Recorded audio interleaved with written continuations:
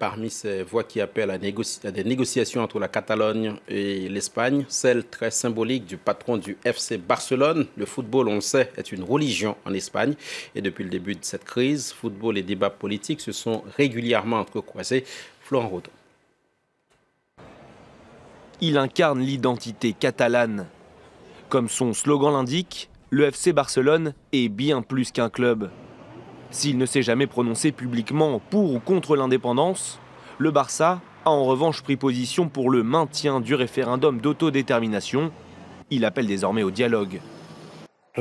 Il faut ouvrir le dialogue et la négociation afin de trouver une solution politique à la situation actuelle, avec toujours le plus grand respect de la large majorité du peuple catalan qui veut avoir son mot à dire sur son avenir. Choqué par les violences policières le jour du vote, le FC Barcelone a suspendu tous ses entraînements le mardi qui a suivi et ses boutiques officielles sont restées closes. Un club dont le stade, le Camp Nou, sert aussi de terrain d'expression privilégié.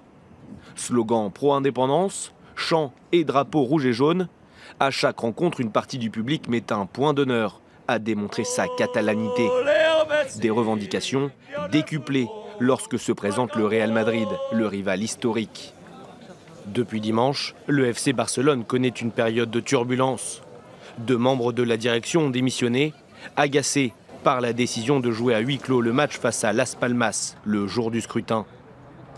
Alors, quelles conséquences si l'indépendance était déclarée unilatéralement par les autorités catalanes?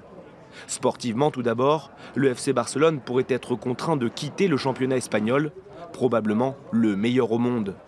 Sur le plan économique aussi, l'opération pourrait s'avérer désastreuse, le Barça touchant chaque année plus de 140 millions d'euros liés aux droits télé en Espagne.